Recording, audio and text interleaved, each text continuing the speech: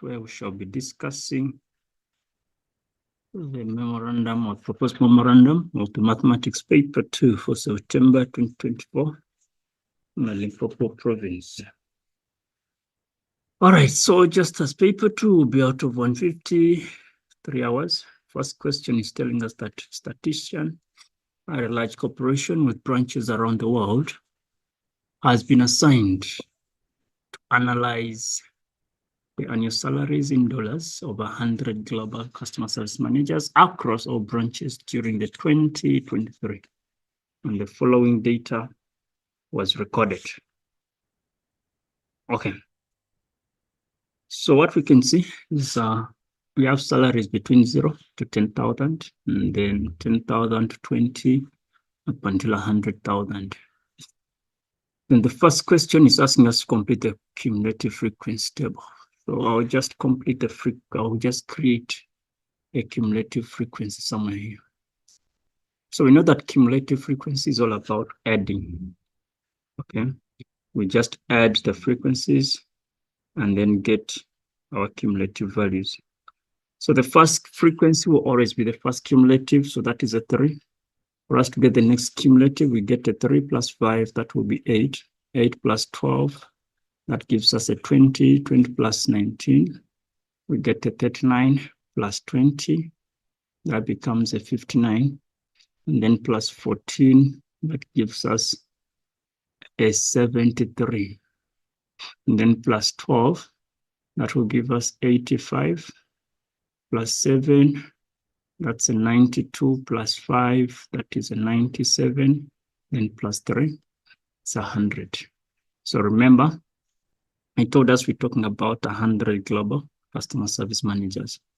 And our last cumulative is 100, which confirms our total frequency, which is 100. So that is done. Move on.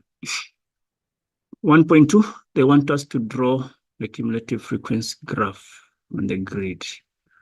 I do not have the grid now, but I'll just give a simple kind of idea sketch on how to do that. How many intervals do we have?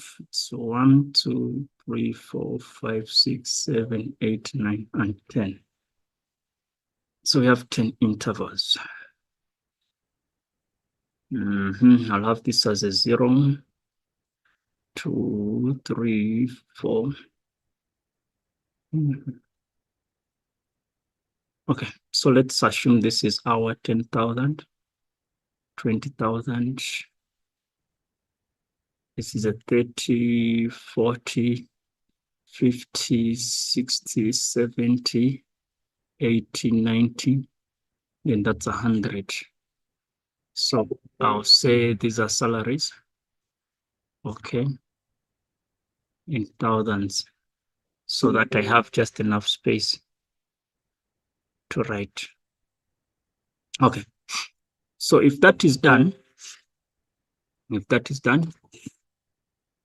by the cumulatives, we know that our last cumulative is 100. So I can use a 20, a 40, 60, 80, and 100 thereof. Then let me do the plotting. So whenever you're plotting a cumulative frequency graph, our interest will be the upper intervals, okay? These 10,000, 20, 30, 40, together with the cumulative values. So 10 is going with 3. 10 is going with a 3. So that is slightly above the starting point. And then 20 is going with 8, which is still not so far away from the 3. Then 30, we said will give us a 20, which is somewhere there. And then 40, we said it's a 39, which is close to a 40. Okay. And then next we have a 59, which is close to a 60. And then 60, we have a 73. So 70 is somewhere there. And then 70, we have 85. Let me just go up a bit. We have 85. What's happening? What's happening here? So 85 is somewhere there. And then 80 will give me a 92. Just somewhere there. Then we said we have a 97. And then probably 100. So this is more or less the shape of the graph that we're looking for. It should be in the S form. Okay. And then this must be connected to the origin. So that's more or less the cumulative graph they want. Then use the graph to determine the interquartile range. So we know that interquartile range is given as a Q3 minus a Q1. Okay. So we need to determine the Q3s and the Q1s from the graph. So we know that Q3 is 3/4 of the n plus 1, or just n. So 3/4 of 100, that would be 75. So I'll go for 75. We know that 70 is somewhere there, which means 75 is somewhere in between. So if I get this line of 75 up until it meets the graph, and then take this value, sorry, my lines are not that straight, and then I take the reading down there, I can have an estimate. So that's going to be my Q3. Then for the Q1, it's going to be the same thing, 1/4 of n plus 1, or 1/4 of n, which is 1/4 of 100, which gives me a 25. Okay, so if that is our 30 there, it means 25 is in between. 25 is in between. If you use a straight ruler and a pencil, you will get approximately the correct value. So we can see this is our Q1. So if I am to make my estimate, this can be maybe 60, can be 64,000 minus, this is going to be a 30, let's call it a 33 or 34,000. You subtract that, so which means our difference becomes a 30,000. And so it should be round about the same kind of thing. Remember, I'm not so accurate because I don't have a graph page with me, but that should be the rough estimate. Then 1.4, the CEO, the company wants to motivate managers whose salaries are less than 40,000 and promise them a raise of 15% in their annual salary. Managers who earn more than 40 will get a raise of 80%. What will the new mean salary be at the end of 2024? So what we're going to do, for those that are earning below 40,000, we can find their mean. Okay, for us to get their mean, less than, below, or less than 40,000, which means we're just focusing on this interval. Okay, we can get the midpoints and then multiply everything, or get the midpoints and then get the midpoints of these salaries and then substitute that into the calculator, and then we get the mean. Okay, so if I look at the midpoints or the x values, that's going to be 5,000. That's going to be 15,000. It's going to be 25,000. That's going to be 35,000. And then I multiply these numbers together with the frequencies, the sum of the products that I get divided by the number of items, which is 39, because it's the last cumulative I have, which means everything below 40 is equal to 39. So if I do that, if I get that, so let me jot it this side. So I'm saying the average of salaries that are below 40,000. That's more like the estimated mean. It's going to be that much divided by our 39. which is close to $27,051.28. Okay. Then we need to put a 15%. So that's going to be 15 over 100 times that. Or we can just say 115 over 100 times the 27,051.28. And this gives me a 31108.97. So this is the new salary. Let's see. What will be the new mean salary at the end? Now let's look at those people that are earning more than. So the scenario is going to be more or less the same, okay? Just to repeat the process for those people that are earning above 40,000. And we do the same thing. So which means our focus is at the bottom here from 20 and so on and so forth. Then if we get 100 minus 39, we get a 61. So which means our frequency, total frequency will be a 61 for that case. So if I do that and punch that into my calculator, okay, it's saying the average of salaries above 40,000. The total is 368,500 over, we said 61, which means this is going to be 6409.84. But these people are going to get 8% increment. So it's going to be 108 over 100 times 60409.84. This gives us 65242.62. All right, so this will be for those people that are earning above. Then if we can just do the addition of both, then we shall be in position to get what the question is asking for. I don't know why this question is just 4 marks, because it looks like there's a lot of work to be done. Okay, so we shall get our 31108.97 multiplied by 39 people plus the 65242.62 multiplied by 61 people. All of this is going to be divided by 100. So our new average is going to be $50,348. So that is what we have to do by that question number 1. Let's look at question number 2. So that is the univariate data. Then number 2, which is the bivariate type of data.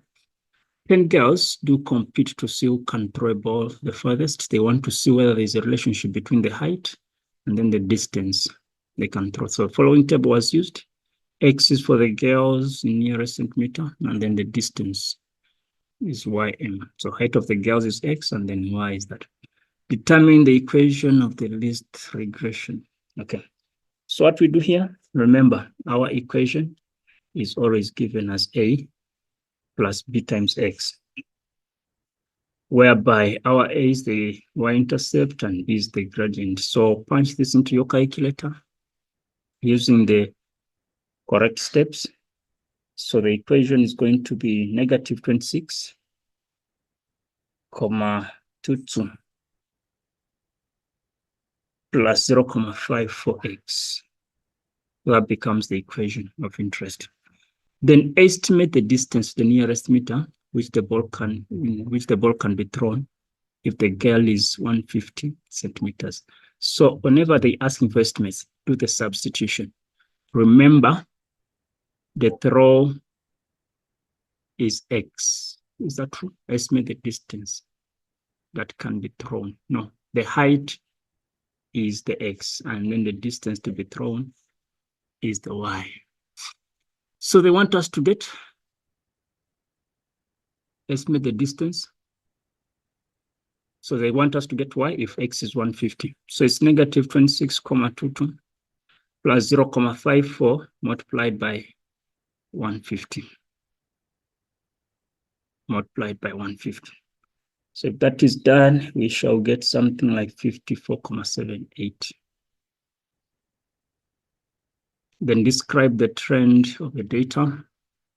So when you look at the gradient is kind of positive. Okay. And the fact that the gradient is positive, we can see that when the height increases, even the distance of throw kind of increases. Because at 41, we have 122. At 122, we have 41. Then at 156, we have a 54. Then if the height increases to 160, even the distance of throw increases. So when you're describing the trend, just tell us that as the height of the girls increases, or increase in the height of the girls will lead to an increase in the distance of throw. As the height increases, even the distance thrown, the distance of throw increases. Then do you think this trend can continue indefinitely? Give a valid reason for your answer. You see, humans usually have a limit, especially when it comes to the height.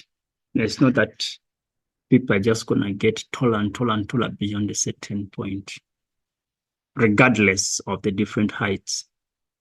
But there's always a limit where the height can go.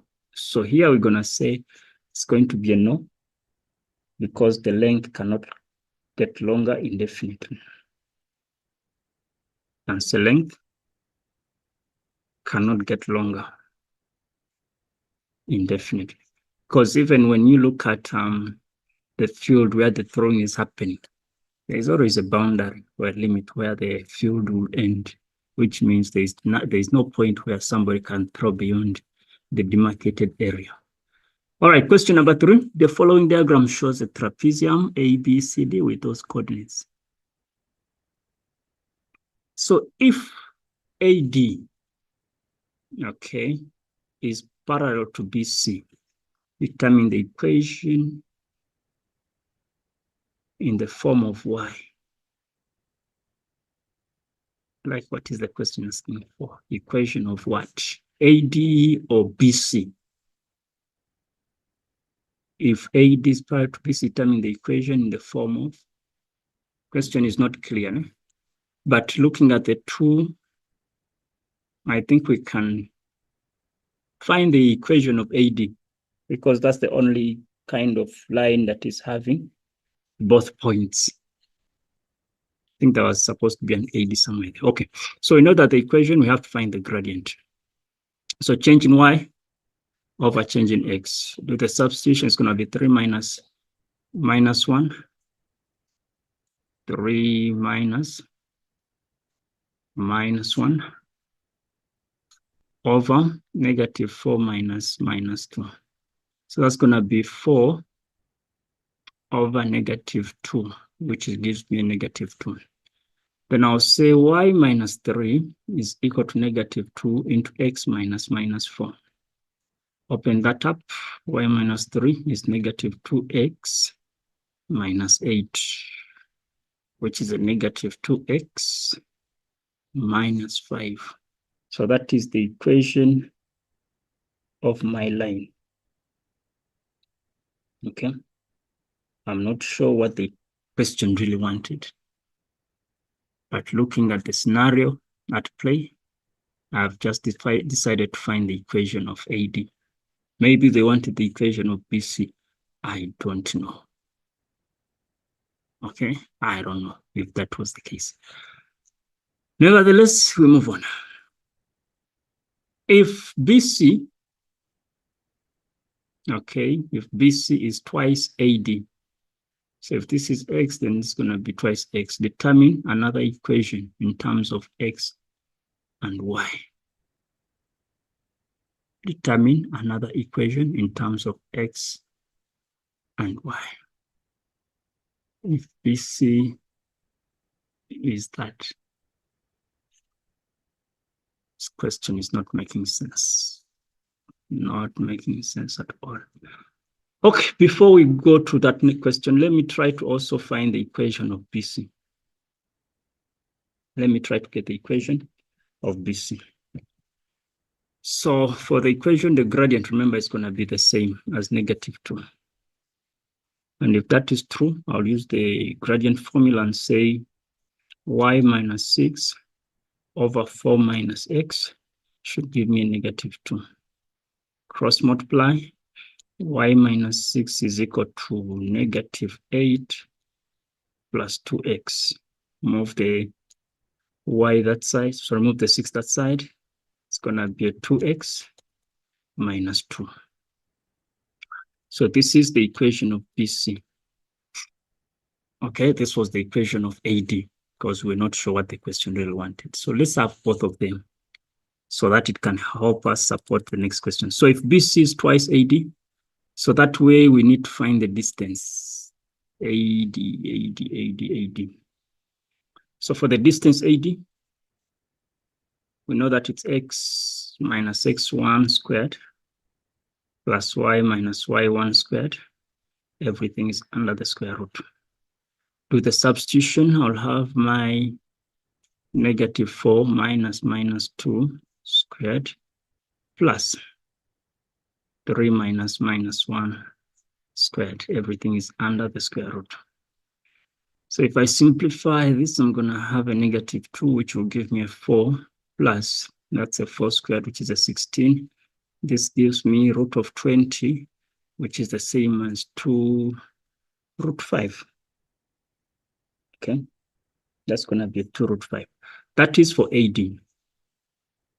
Then let me find the distance of BC and equate it to twice the AD. So my points are 4 and y. And then I have x and, is it 3? It's x and 6.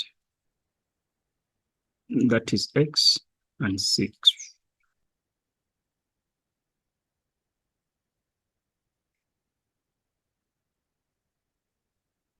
Okay, let's get the distance there.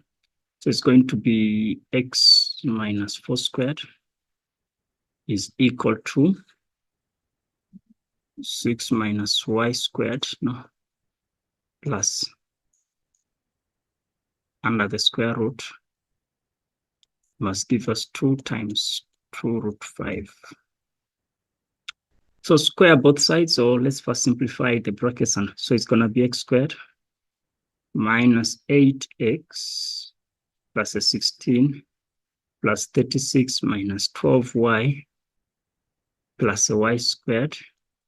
This is under the root sign. Should give us 4 root 5. Then when you square both sides, you have x squared plus y squared minus 8x minus 12y plus a 42.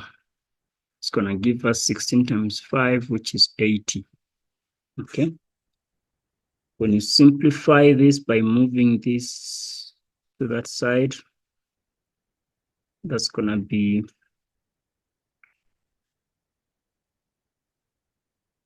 what's that going to be? Wait a minute. Is that a 42 or a 52? It's a 52.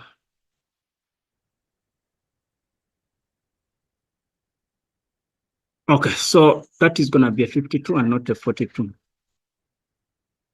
Let me just get that done. Move that. Let's put a 52. Then we have to move the 50 to that side. So it's x squared plus y squared. What's going on?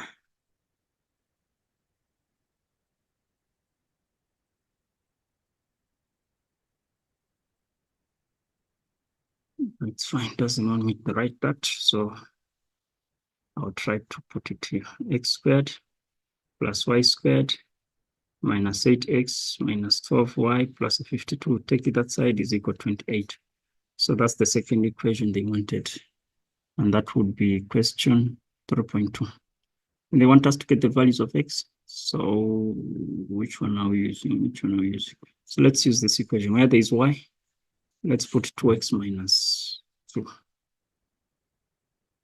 So our y is 2x minus 2. Let me put it aside. So we're saying y is 2x minus 2. The equation there is x squared minus, let's say plus y squared minus 8x minus 12y is equal to 28. So it's going to be x squared plus, we have 2x minus 2 squared minus 12 into 2x minus 2 is equal to 28. Let's open up that. That's 4x squared minus 8x plus a 4 minus 8x minus 24x plus a 24 must give us a 28. This gives me 5x squared. This is negative 16, which is a 40 now. So minus 40x. So this and this is 28, which cancels that. So that is out. Factorize this, I have x minus 8. So either x is a 0 or x is going to be 8. Then I just need to find my y using that equation. So if it is a 0 here, y is going to be negative 2, or our y is going to be 16 minus 2, which should be a 14. So that is what was meant to be done in finding x and y. Then if y is less than 0, describe the translation. Let's see. If y is less than 0, in other words, if it's a negative, okay, they want us to describe what happened, because now we got y to be a negative 2 and then a 14. So we're focusing on this negative 2. What translation of points is so that A, B, C, D is a parallelogram? So for this to be a parallelogram, what happens? It's a 4, negative 2. So we're going to say that we're just going to say that the x value, which is a 4, and the y value, which is a negative 2, they will have to be translated. Okay, so we're saying that translate 2 units to the left. Translate x is saying 2 units to the left. And then we want you to translate y 4 units upwards. So that does become, it's going to be 8 and 0. That's going to be 8 and 0. So that is question number 3. Then we move on to question number 4. In the figure, A is that, B is that, C is that, and D is that. What says of a square, or is the origin? They want us to get the coordinates of B. So we know that with a square, whenever we have to find missing coordinates, a square, parallelogram, rectangle, rhombus, same story. Diagonals do bisect. Okay, which means if we find the midpoint, if we are to find the midpoint of AC,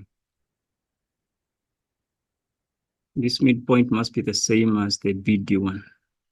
So for AC, I'll have 6 plus 4 is 10 divided by 2. I'll have 5, 10, and that.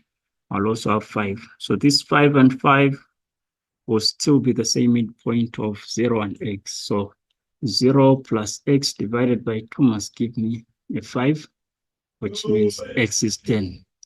Then y plus 6 divided by 2 must give me a 5, which means y is going to be a 4. So the coordinates there are going to be 10 and 4.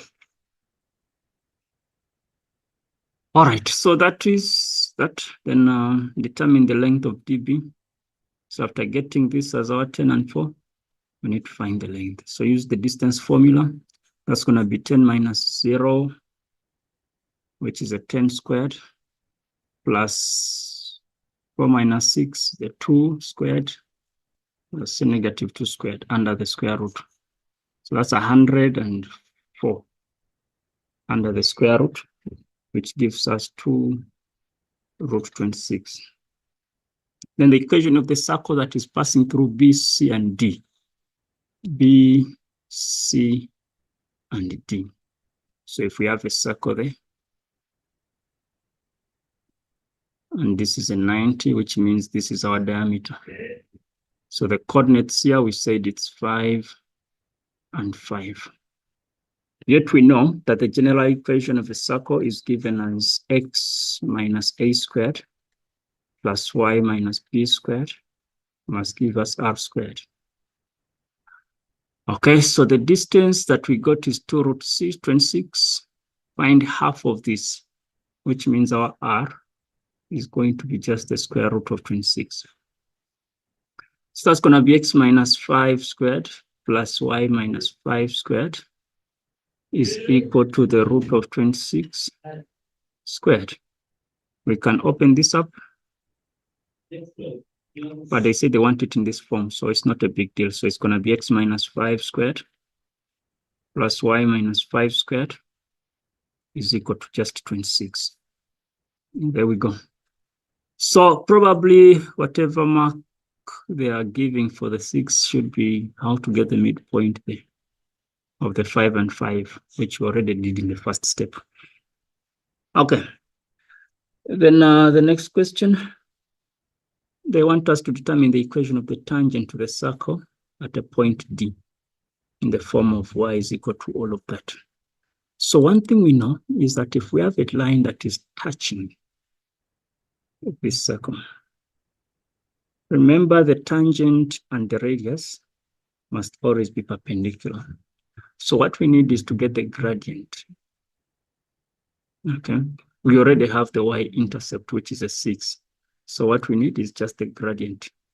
So we know that the gradient of, let me call this my O, let me call it a T, TD. Gradient of TD is going to be 5 minus 6 over 5 minus 0, which becomes negative 1 over 5. But we know that from perpendicular lines, that the gradient of TD multiplied by the gradient of the tangent must always give us a negative 1. So which means that the gradient of the tangent is going to be just a 5. So the equation is going to be 5x plus 6. I mean, it's cutting the y-axis at a 6. So no stress there. We get those maths. Then 4.1.5. If E is a point of intersection of the diagonals A, B, C, and D, if E is a point of intersection of diagonals, show by analytical methods that OE. Okay, so they want us to rename this as E. They want us to show that OE bisects DOA.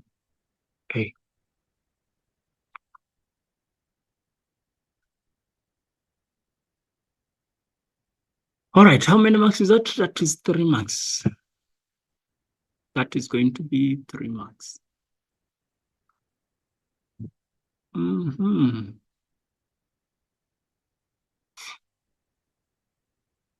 What do we do with that kind of question?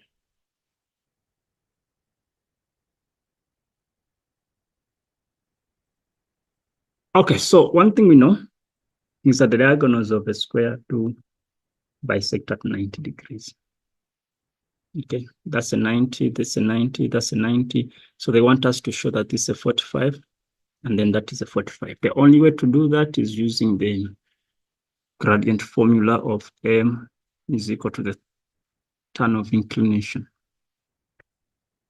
Okay, so let's get the gradient of this line OE.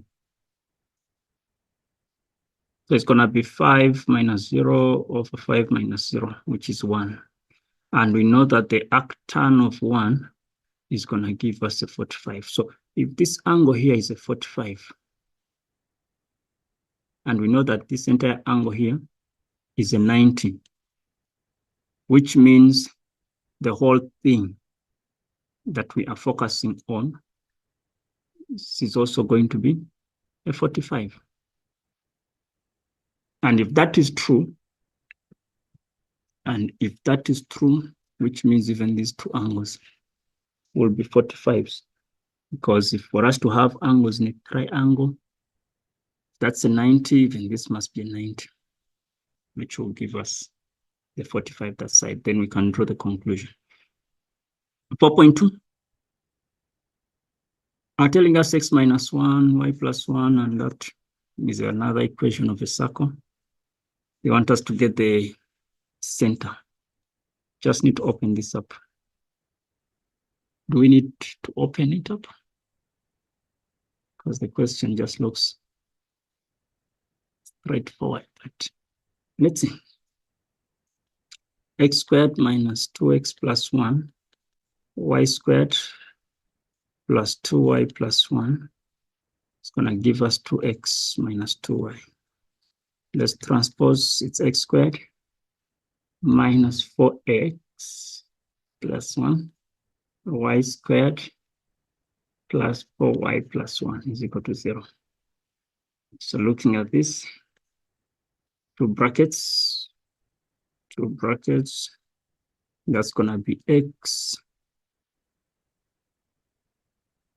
What is this now? What do we work with to give us that? Is it a half? Oh, it's a 1.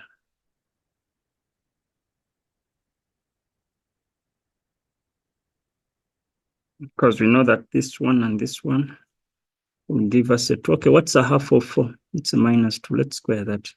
A half of this is a plus 2. We square that.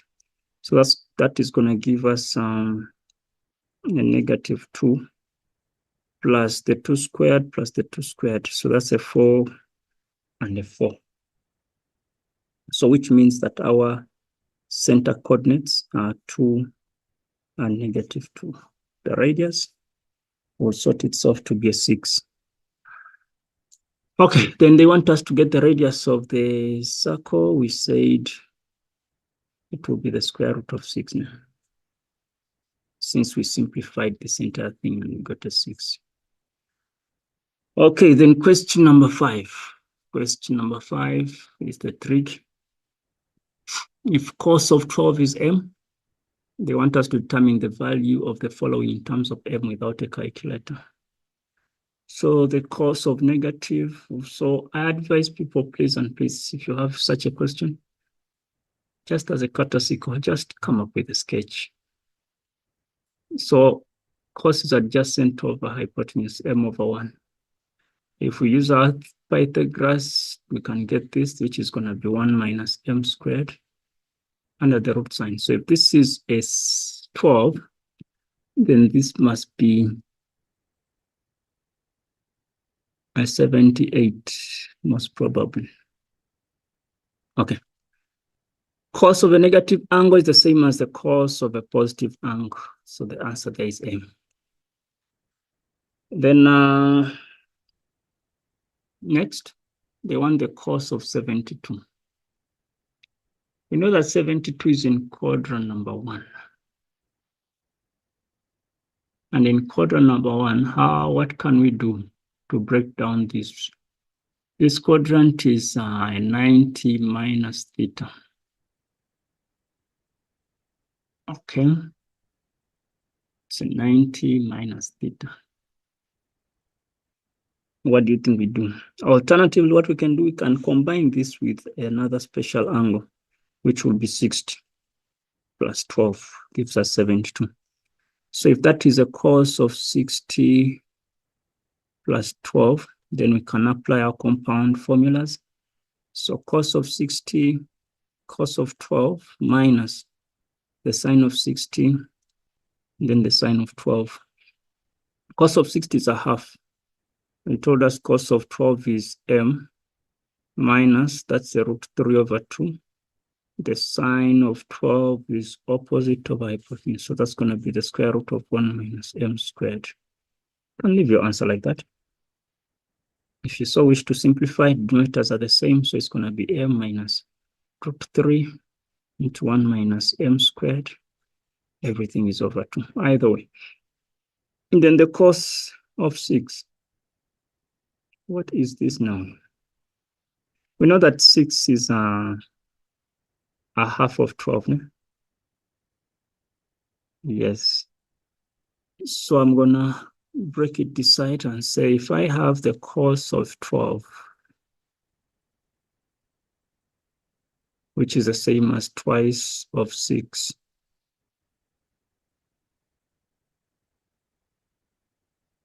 does that make sense? Yes. We know that the double angle of cos can be broken down into cos squared minus sine squared. Or can say 1 minus twice sine squared. Or it can be twice cos squared minus 1, whichever one you choose. Let me take the cos squared since the question is asking for cos. So it's saying it's going to be twice cos squared of the 6 minus 1. Okay, we need the cos. I have to move the one that side. So it's going to be cos of 12 plus 1. Cos of 12 plus 1.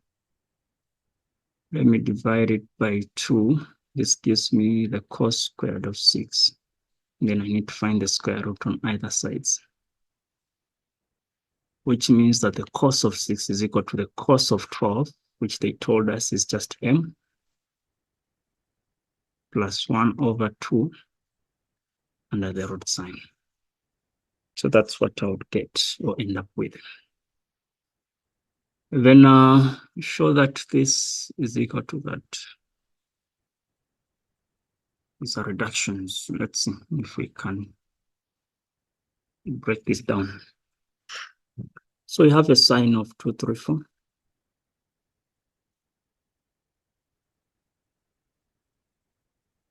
What's going on now?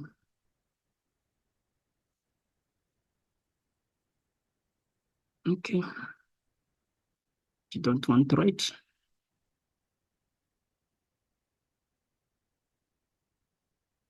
Let's try it again. We say the sine, this page is misbehaving.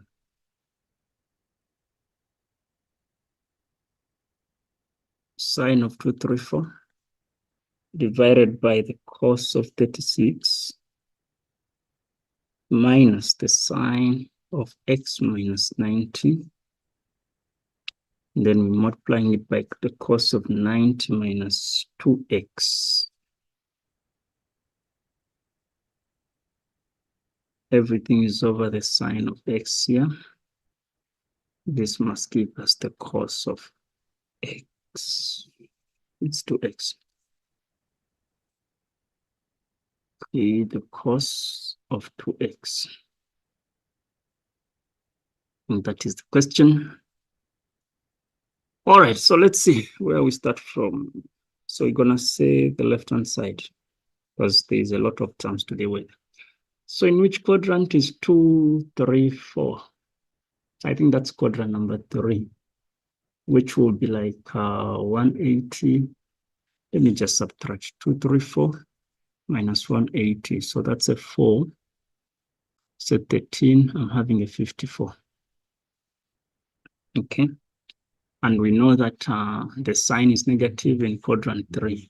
So that's going to be negative sine of 54 over the cos of 36 minus. The orientation here is wrong, so I'll take out the negative. So I'll have the sine of negative 90 minus x. The cos here, the cos of 90 minus will give us a positive sign over the sine x. When you look at 54 and 36, these are complementary angles, they are correlations. So we know if we get to 90 minus a 36, this will give us a cos. Okay, so it's going to be negative cos of 50, no, cos of 36 over the cos of 36. This negative can be translated to this side so that we have a positive. The sign of 90 minus will give us the cos of x. We can break this one down into a 2 sine x cos x, the double angle of sine. Okay.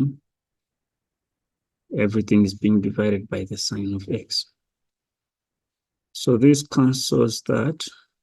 We're going to have a negative 1 plus we have 2 cos squared x. When we rewrite this, it's 2 cos squared x minus 1, which is the same as cos 2x, which is equal to the right-hand side. All right, so that is question 5.2. Then 5.3, they're telling us that if sine squared b minus cos squared b is a 1, and our b is between 0 and 90, which is the first quadrant, they want us to find the cos of 2b. So we know that cos 2b can be broken down into cos squared b minus the sine squared of b.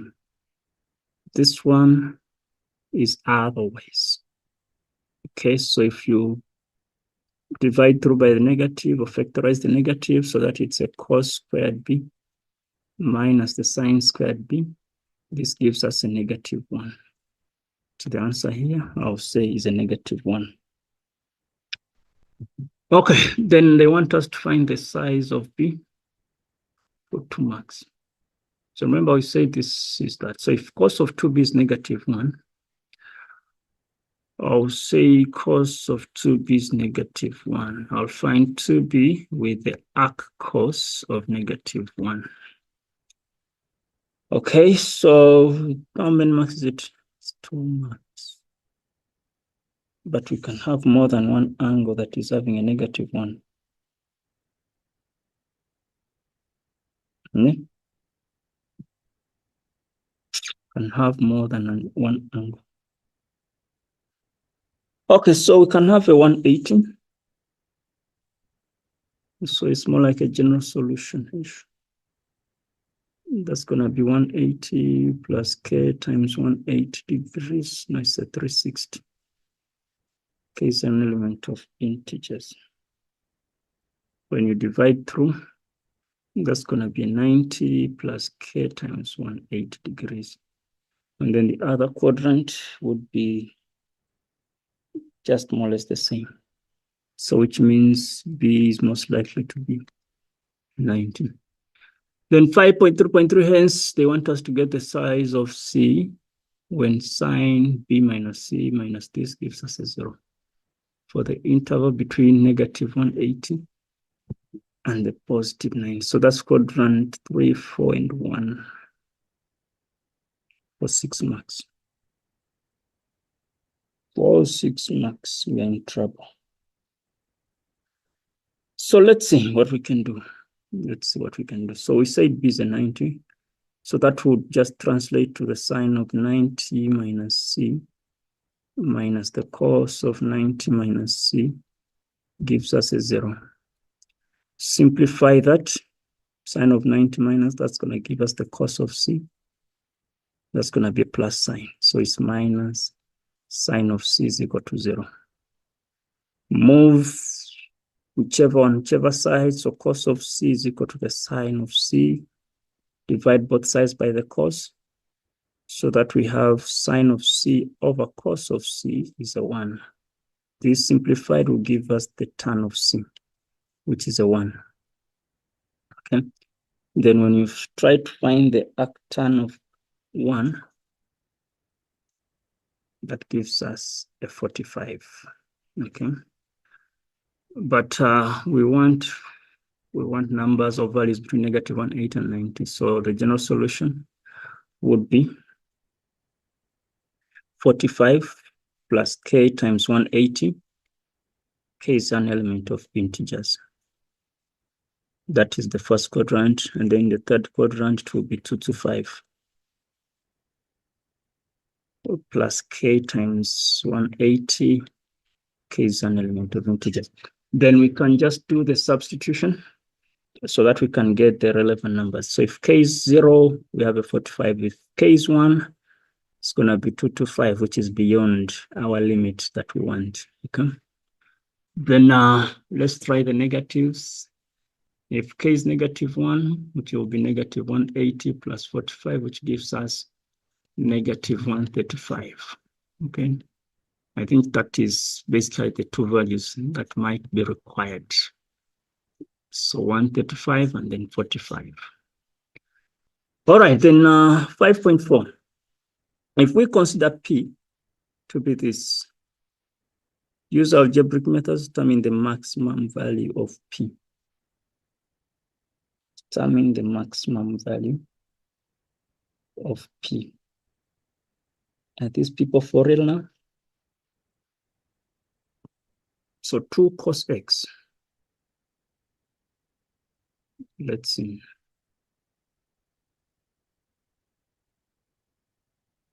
Let's see how we're going to attempt this. So it's 2. There we go. H. It's going to be 2 cos x minus cos 2x. That's our P. Let's expand that. So 2 cos x minus, we know it's 2 cos squared x minus 1. So it's 2 cos x minus 2 cos squared x plus a 1. Okay, that is our P. Then when we rearrange, it's 2 cos squared x plus 2 cos x plus 1. So if we have to find the maximum or minimum, because now they're asking for maximum because our is negative, so it's more like a parabola in terms of cos. We can use x as negative b over 2a. So our negative b is a 2 divided by 2 times negative 2. So which means our maximum is happening where x is a half. Okay, at a point where x is going to be a half. So we just have to do the substitution and say p over half. So where there is cos, we're going to put a half. So -2 into a half squared plus 2 into a half plus 1. That's going to be a quarter, which is negative a half plus 1 plus 1. And you subtract that, you're going to get a half plus 1, which is going to be 3 over 2. So this is the y value, and then that is the x value.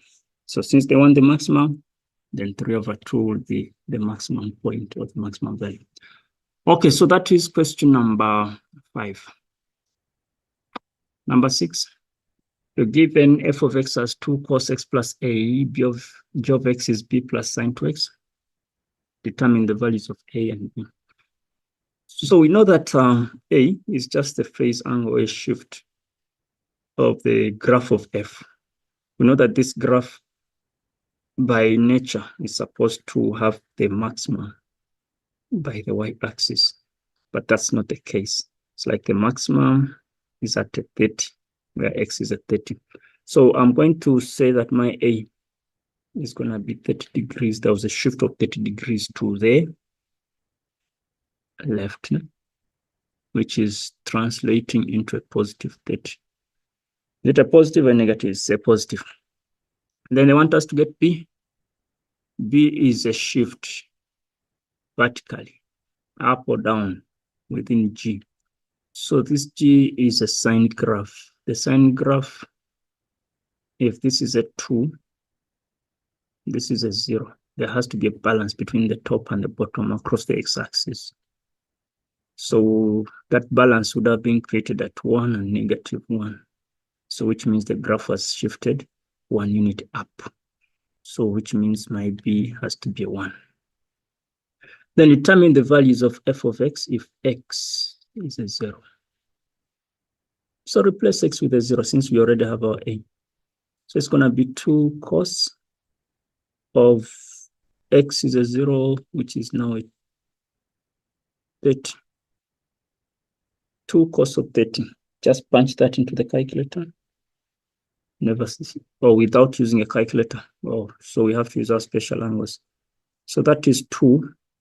The cos of 30 is going to be √3. That's adjacent of hypotenuse, which is a 2. It's a √3, not a √2. Okay, so which means our answer is just √3. All right, then 6.3. They want us to get the values of x using the graph if g of x is a 2. So if g of x is a 2, what are the values of x? So we can see that the maximum is at this point. I don't know if that is a 60. Okay, so x is a 60. And then here also, we can see, I don't know what number is 3. I don't know what number is 3. I don't know if even that is a 60 or what. But based on the graph, let me raise this nicely. They want g of x being equal to 2. So from 2. It's not a 60, it's somewhere in between. The same applies here. It's somewhere in between. So halfway there is 15 plus 30 is 45. Okay, let's take x to be a 45. And then 120 plus that, let's say 15. Okay, -135. Then where do we find f to be on top of g, f to be above g, between -180 and 0? So that is going to be this point of intersection, which is at a, I don't know, looks like it's a 90. And then between the 0 point, the graph of f is still above. So we're going to say -90 is less or equal to x, less or equal to 0. Then 6.4, they want us to get the y-axis. Oh, the y-axis is shifted to the left to pass through the maximum turning point of f. Determine the new equation of f. So the y-axis is shifted to the left, which means the graph is moving to the right, so that it passes through the turning point. So if it's passing through the turning point, which we said is at 30, it simply means, okay, this simply means that the 30 will fall away. And if 30 falls away, then we shall be left with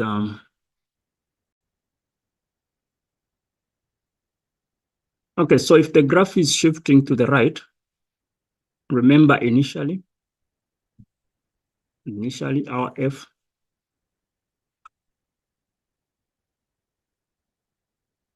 was 2 cos x. We said minus a 30. Is it a minus or a plus? It was a plus. Now we are shifting the graph to the right, which means we're subtracting a 30. So that the new equation is just 2 cos x as our final answer. Okay, then we move on to question 7. Question 7 is telling us that BA and BC are tangents drawn to the base of the right cyclic silo with A and C points in contact. We have that distance in meters as our h. Okay, D is a point h meters above C. So this is our h. And we have all this information indicated. Okay. They want us to write down the size of BCM. BCM. They want this angle here. BAC is alpha, which means even this point is going to be something like alpha. Okay. But I want to look at it nicely. They told us these are tangents. Yeah, let's use that. If they are tangents, then that whole angle is 90. Makes sense. Even that is a 90. So which means that inside one is going to be 90 minus alpha. Okay, then they want us to find MAC and AMC in terms of alpha. MAC, that's what I just found out to be 90 minus alpha. And then even AMC. So which means even this one here is going to be a 90 minus alpha. And then for us to get M, it's going to be M plus 90 minus alpha plus 90 minus alpha must give us 180. M is plus 180 minus twice alpha gives us 180. So the 180s will cancel. And then that angle becomes twice of alpha. Okay, so that is twice alpha. Then can we prove that AC is given as this? Where is our AC? This distance here. It's given as 2h. So what we're going to do, is that if this angle here is 90, which means that even the height is making a 90 degrees. Well, that makes sense though. That's a 90 on that. Because it's a horizontal, the other one is vertical. Yes, it would make a 90.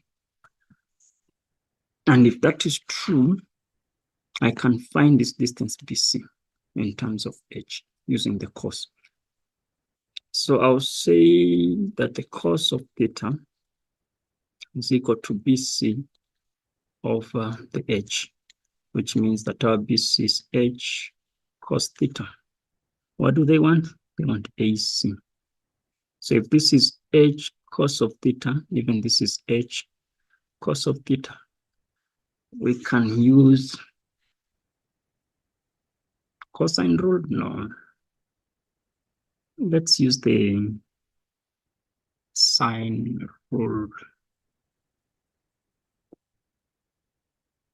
If the sine rule makes sense.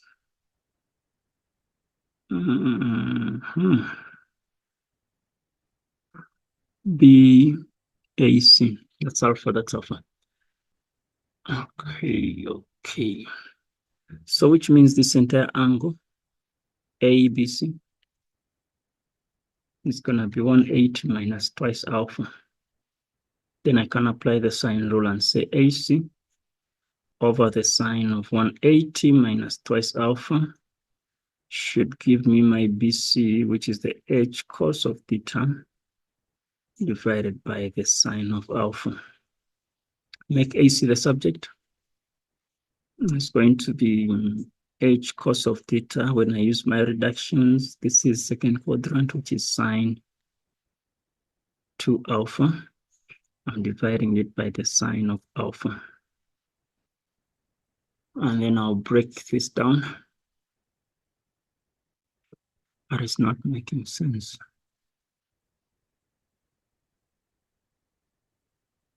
Like it's not. Remember, we're looking at 2h.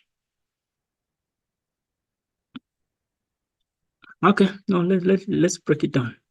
So that's 2 sine alpha cos alpha h cos of theta divided by the sine of alpha.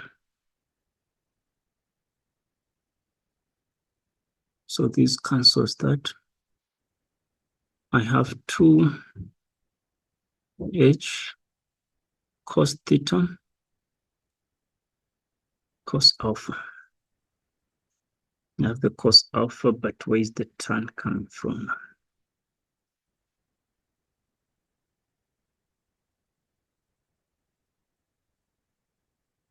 I have to go back, which means I used something wrong here, which was supposed to be a tan, not a cos. If I say the tan of theta is h over the BC, which means BC is h over tan of theta. So which makes this wrong as well, which is h tan of theta cross multiply. This is going to die out. You just do the whole process here. Whole process, that's going to be h sine 2 alpha over tan theta sine alpha, which is twice h sine alpha cos alpha divided by the sine alpha and the tan of theta. This cancels that. Yeah, comes out. Okay. Then can we use triangle AMC to prove that R is given as that? So we can say, we can look at our triangle AMC. If we get the distance AM divided by the sine of C, this must give us AC divided by the sine of M.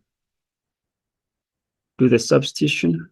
So R over sine of 90 minus R should give us our AC that we just worked out, which is 2h cos alpha, everything is tan theta, divided by the sine of M, which is sine 2 alpha. Okay, they want R. So R is going to be twice h cos alpha divided by the tan of theta multiplied by the cos. Okay, it's the cos of alpha.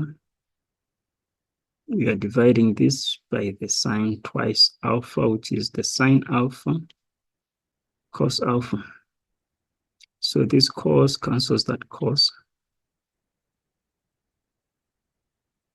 And then I'm only left with 2h cos alpha over the tan of theta times the sine of alpha. So we know that cos over sine is cot, which will also translate to the tan being down, just the way they want it. Why am I having a 2? Why are we having a 2 still? There's something that we didn't do. We didn't put the 2 here. So this cancels that. Okay, perfect. That is 7.4. Question 8. Question 8.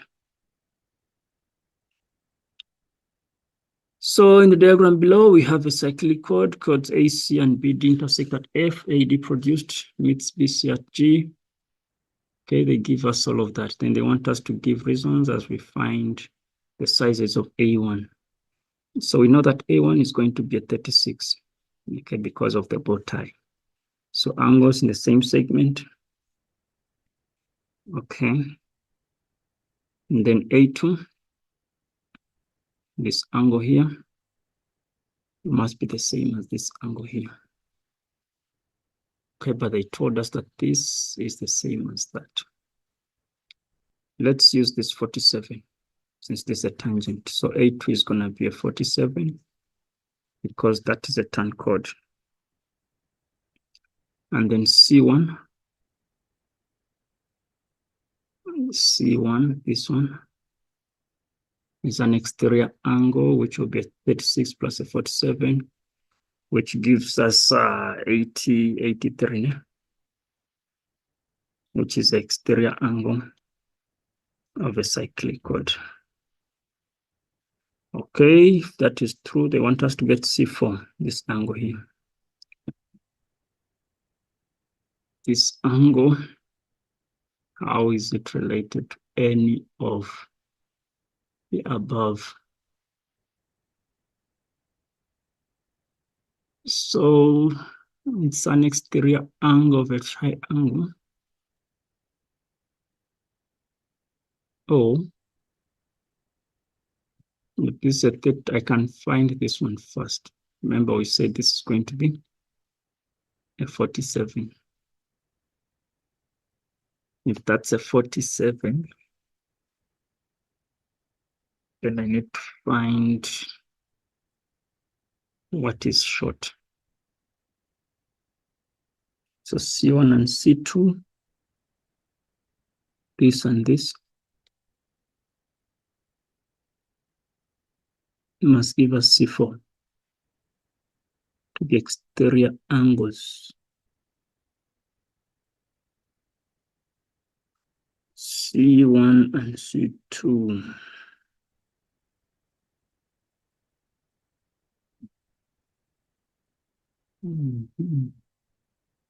Is that going to make sense?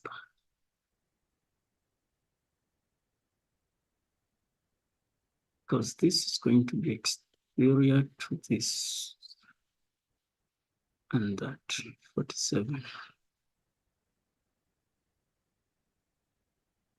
So if this is a 4-7, do we have any parallel lines? No. Do we have anything else that we're given that is direct? No. If we are to use the vertically opposite, that would make sense, but we shall need to get this angle here. So what is our C2?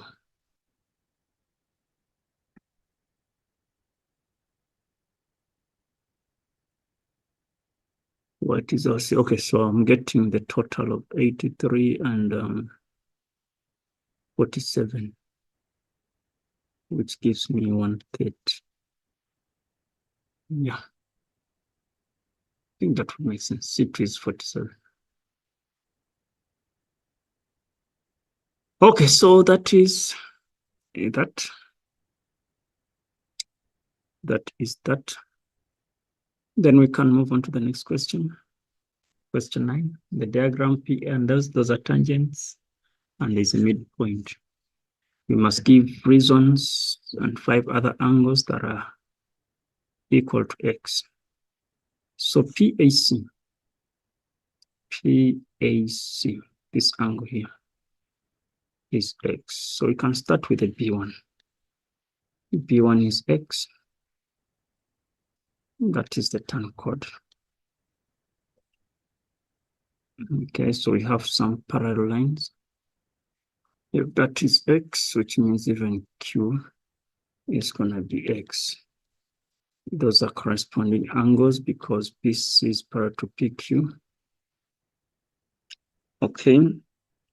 And then from there, we see that A1 must be the same as which one? Because we say B1. And then we can have A2 also.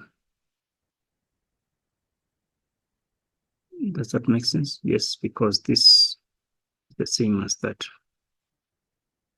which means A2 is also x.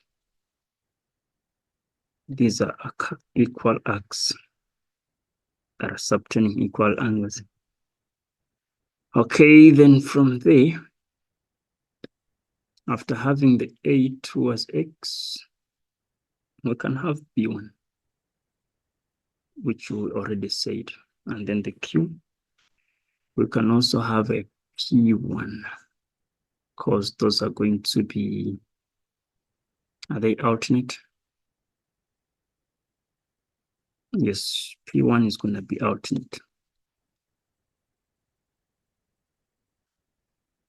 Alternate angle. So which means even this P2 is also an X because of angles subtend equal chords. So 1, 2, 3, 4, and then 5. Okay, so that is what we have to do. Then can we prove that ABRP is a cyclic chord? So we only need to look for ABRP. This entire thing is a cyclic chord. So let's look for the bow tie. Okay, if we look at this angle, we look at this angle. So A2 and B1 are just equal to X. A2 and B1 are equal to X. So we have this bow tie here, which makes our cyclic chord. Then prove that AP is the same as BQ. So we can get our A1. Let me jot it here. And say that if we find our A1 plus our A2, this must give us B1 plus B2. So this gives us a 2x. Okay, if that's a 2x, same applies with a B. We also have a 2x. And if that is correct, it simply means that BP must be the same as AP because it will form what we call the isosceles triangles. So it's like sides that are opposite equal angles. And if that is true, which means that Q must also be the same as P1, which we already proved up there.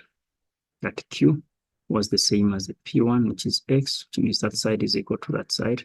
Therefore, AP is the same as BQ. Then can we prove that PRO is a tangent to a circle passing through BCR? BCR.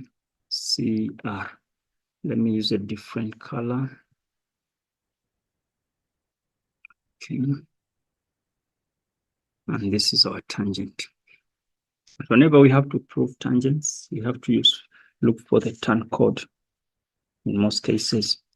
So we can start by saying that our R1 is the same as A1 plus A2. Okay. R1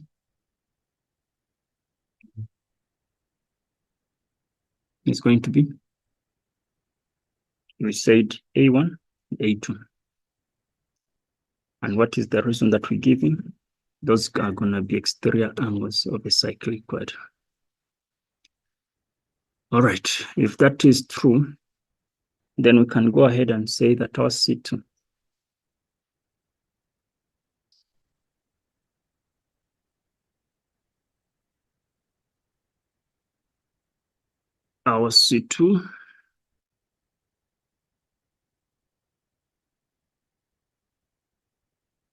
is equal to B1 and also A2, which is twice X also.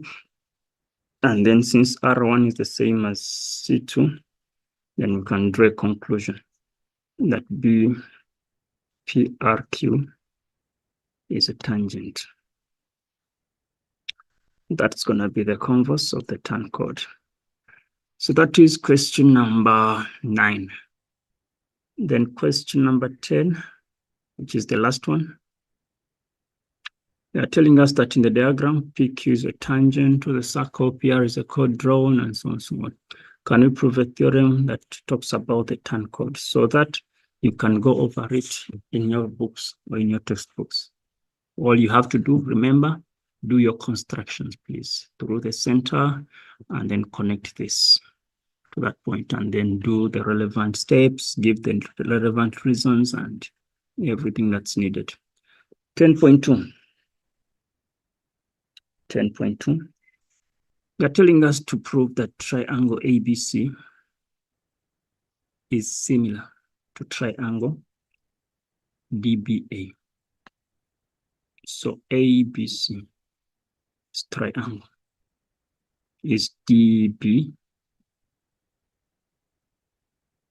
what? DBA. Okay, so what we need to do, remember, just look for anything that might link the two triangles. So what we can see is that A1 is going to be the same as D. A1 is the same as D because of turn chord. And then we have C2 being the same as A2. C2 being the same as A2, still the same reason. That's a turn chord. And then definitely whatever angle is left, they will be equal because of angles in a triangle. Okay. So we've proved A1, A2, and then C2 and B, which means B that one, 3 and 4, and B2 and 1 will be the same. And then we draw a conclusion. And then for us to prove this, we just need to apply the two triangles and represent or compare the ratios. So if I take our AB to be corresponding to DB, must give me BC over AB. And then I'll do my cross multiplication, which means AB squared is going to be a BC times a DB, which they want. Then we also need to prove that CBM is similar to BAN, B-A-N. All right, so follow the same steps, but in this case, we can use the midpoints and all of that is needed. Okay? Then the last question, it will be still an application where you compare the sides and then do whatever is needed. So guys, I'll just stop there and wish guys the best that still have to prepare for paper 2. And let's meet when we are discussing other memorandums, okay? All the best, guys. I sign out.